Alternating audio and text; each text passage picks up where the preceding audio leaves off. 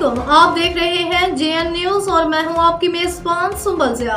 Bulletin का बाकायदा आगाज करते हैं और शामिल करते हैं अब तक की अहम तरीन खबर शामिल करते हैं शहदादपुर से। हमारे नुमाइंदे सैयद उस्मान अली की रिपोर्ट के मुताबिक शहदादपुर में दावत के मामले पर मुबैना तौर पर कत्ल किए गए देहाती के केस में नामजद मुलजमान की गिरफ्तारी न होने के खिलाफ वर्षा ने एहतजाज किया और फौरी तौर पर कातिलों की गिरफ्तारी का मुतालबा किया। खबर के मुताबिक शहदादपुर के नवाही गांव मसरी खोसू के रहायशी अली अहमद खोसू को मुबैना तौर पर दावत के बहाने घर से बुलाकर कत्ल कर दिया गया था।